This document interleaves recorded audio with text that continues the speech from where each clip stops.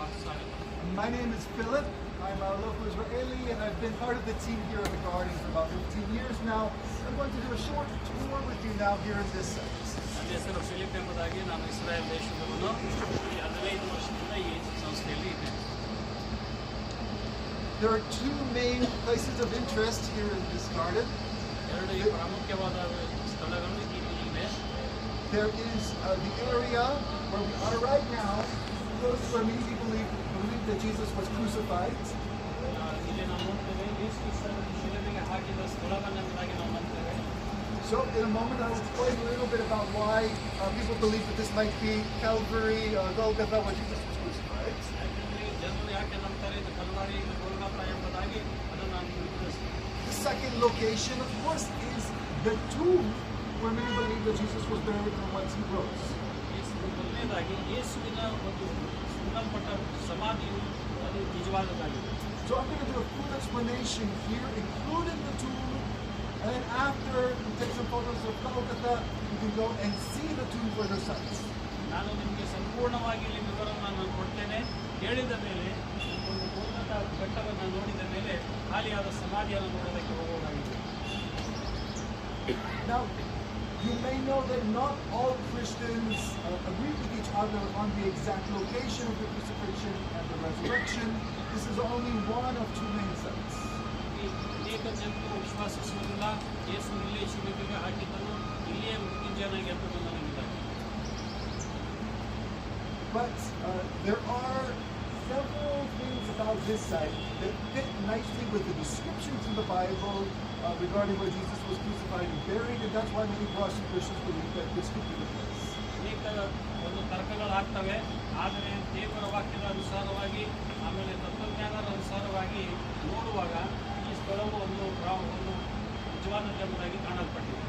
So there are three main reasons why people believe this could be Golgotha. ಈ ಒಂದು ಇದೇ ಸ್ಥಳವು ಗೋಲ್ಗೊಥಾ ಎಂಬುದಾಗಿ ಹೇಳುವುದಕ್ಕಾಗಿ ಮೂರು ಪ್ರಾಮುಖ್ಯತೆಯ ಸ್ಥಳಗಳನ್ನು ಮೂರು ಪ್ರಾಮುಖ್ಯತೆ ರೀಸನ್ಗಳಿವೆ. Reason number one is that it is in a busy location. ಮೊದಲನೇದಾಗಿ ನೋಡುವಾಗ ಜನನಿಬಿಡವಾದ ಸ್ಥಳವಾಗಿತ್ತು ಎಂಬುದಾಗಿ. The Bible says that Jesus was taken out of the city gate and crucified close to the city. ಸತ್ಯವೇದ ಹೇಳುತ್ತದೆ ಯೇಸುವನ್ನು ಪಟ್ಟಣದ ಹೊರಗೆ ತೆಗೆದುಕೊಂಡು ಹೋಗಿ ಬಾಗಿಲ ಹತ್ತಿರ ಶಿಲುಬೆ ಹಾಕಿದರು ಎಂಬುದಾಗಿ. And we're told that many people were passing by the cross of Jesus. Many people were passing by the cross of Jesus, according to the Bible. ಅನೇಕ ಜನರು ಈ ಯೇಸುವನ್ನು ಶಿಲುಬೆಗೆ ಹಾಕಿದಾಗ ಶಿಲುಬೆ ಹತ್ತಿರ ದಾಟುವುದನ್ನು ನಾವು ನೋಡ್ತೇವೆ. This was normal for crucifixion, so Romans wanted as many people as possible to see the crosses from up close. ಯಾಕೆಂದರೆ ರೋಮನ್ ಸಿಪಾಯಿಗಳು ರೋಮನ್ ಸರ್ಕಾರವು ಅವರಿಗೆ ಒಂದು ಇಚ್ಛೆ ಇತ್ತು, ತುಂಬಾ ಜನರು ಯೇಸುವನ್ನು ಶಿಲುಬೆಗೆ ಹಾಕಿದ್ದಾರೆ ಎಂದು ತಿಳ್ಕೊಳ್ಳಬೇಕೆಂಬುದಾಗಿ ಒಂದು ಮುಖ್ಯವಾದ ಮಾರ್ಗದಲ್ಲಿ ಒಂದು ಶಿಲುಬೆಗೆ ಇರಿಸಿದರು. This area is very close to what used to be the main northern gate of the city of Jerusalem in the day of Jesus, and to major roads that came out of that gate. ಈಗ ನಾವು ಕೂತ್ಕೊಂಡಂಥ ಸ್ಥಳ ಇಲ್ಲಿ ಕೆಳಗಡೆ ಈ ಎಲ್ಲ ಭಾಗಗಳು ಯೆರೂಸಲೇಮಿನ ಉತ್ತರ ಭಾಗದಲ್ಲಿ ಒಂದು ಕಾಣುವಂಥ ಸ್ಥಳ ಆಗಿದೆ. So again, reason number one, a busy public location. ಮೊದಲನೇದಾಗಿ ಒಂದು ಜನನಿಬಿಡವಾದ ಜನನಿಬಿಡ ತುಂಬಿದ ಸ್ಥಳವಾಗಿತ್ತು. Reason number two is a local tradition that this site had already been used for executions even before the Roman occupation. ಇವು ಎರಡನೆಯದಾಗಿ ಇದೊಂದು ಪುರಾತನ ಕಾಲದ ಎಲ್ಲ ಗುಹೆಗಳನ್ನು ಅಗೆಯುವುದನ್ನು ಅವಶೇಷಗಳನ್ನು ತೆಗೆಯುವುದಕ್ಕೆ ಆವಾಗಲೆಲ್ಲ ಮಾಡ್ತಾ ಇದ್ದರು. ಇದೇ ಎಂಬುದಾಗಿ ಅವರಿಗೆ ಕನ್ಫರ್ಮ್ ಆಯಿತು. So if it's already associated with executions, maybe also the crucifixion of Jesus. ಆದ್ದರಿಂದ ಅದು ಪುರಾತನ ಅವಶೇಷಗಳನ್ನು ತೆಗೆಯುವಾಗ ಅವರಿಗೆ ಒಂದು ನಿಜವಾದ ಒಂದು ಅನುಭವ ಆಯಿತು, ಇಲ್ಲಿಯೇ ಯೇಸು ಕ್ರಿಸ್ತನು ಶಿಲುಬೆಗೆ ಹಾಕಿದ್ದಾನೆ ಎಂಬುದಾಗಿ. And the third reason is because the name Golgotha means skull. ಮೂರನೆಯದಾಗಿ ಒಂದು ಮುಖ್ಯವಾದದ್ದು ಯೇಸು ಒಂದು ಗೋಲ್ಗೊಥಾ ಅಂದರೆ ಒಂದು ತಲೆಯ ಬುರುಡೆ ಎಂಬುದಾಗಿ. Possibly the place was called skull because there was something there that reminded people visually of a skull. ಅನೇಕರಿಗೆ ನಾವು ನೋಡ್ತೇವೆ ತಲೆಯ ಒಂದು ಗುಂಡಾದ ರೀತಿಯಲ್ಲಿ ಕಾಣ್ತದೆ ಎಂಬುದಾಗಿ, ತಲೆ ಬುರುಡೆಯಾಗಿ. This hill reminds many people of the shape of a skull, especially this formation here that reminds me of eye sockets and just the general shape. ಇಲ್ಲಿ ನೋಡ್ರಿ ಎರಡು ಕಣ್ಣುಗಳು ಕಾಣುತ್ತವೆ, ಮೂಗು ಬಾಯಿಯ ರೀತಿಯಲ್ಲಿ ಒಂದು ತಲೆ ಬುರುಡೆಯ ರೀತಿಯಲ್ಲಿ ಅದು ಕಾಣುವಂಥದ್ದಾಗಿದೆ. So it's especially clear here in this photo, which was taken more than 100 years ago.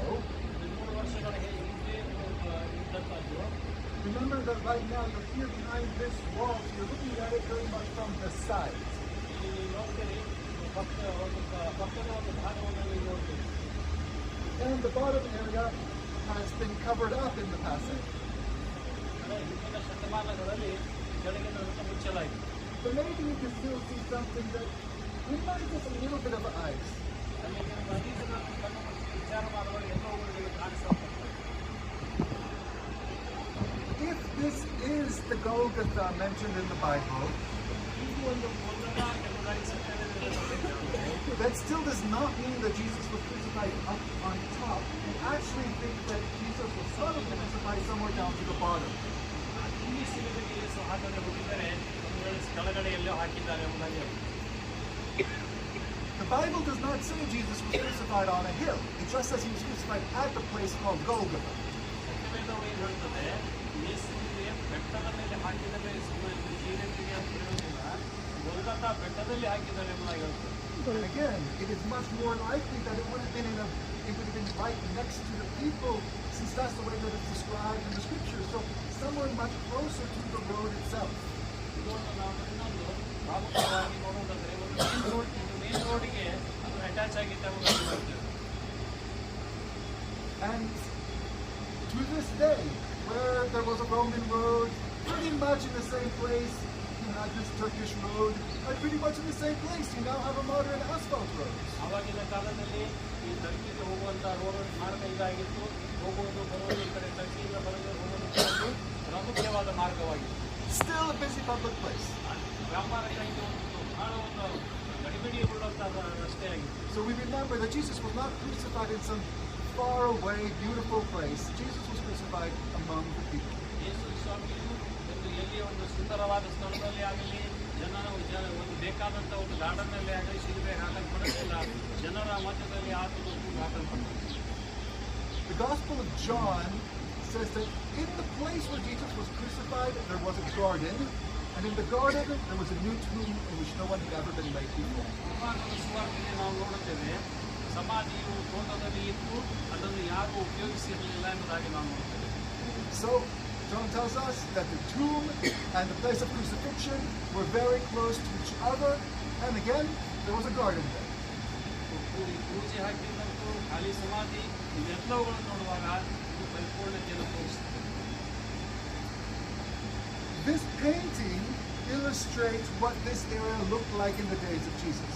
ಯೇಸುವಿನ ಕಾಲದಲ್ಲಿ ಈ ಒಂದು ಚಿತ್ರಪಟ, ಈ ಒಂದು ಪೇಂಟಿಂಗ್ ಮಾಡಿದ್ದು ಹೀಗೆ Looking from the direction of the walled city of Jerusalem. Here, ನಾವು ಪುರಾತನ ಒಂದು ಪಟ್ಟಣದಿಂದ ನೋಡಿದಾಗ ಹೀಗೆ ಕಾಣ್ತಾ ಇದೆ. here you can see that kind of skull shape in the side of the hill. ಇಲ್ಲಿ ನಿಮಗೆ ಸ್ಕಲ್ ಶೇಪ್ ಇಲ್ಲಿ ಕಾಣ್ತದೆ. And so you're sitting right over here. ಅಲ್ಲಿ ಅಲ್ಲಿ ಬಟ್ಟೆ ತೋರಿಸ್ತಾ ಇದ್ದಾರಲ್ಲ ಅಲ್ಲಿ ಮಾತ್ರ. And soon we're going to walk over here to the tomb. ಅಲ್ಲಿಂದ ನಡೆದುಕೊಂಡು ಇಲ್ಲಿ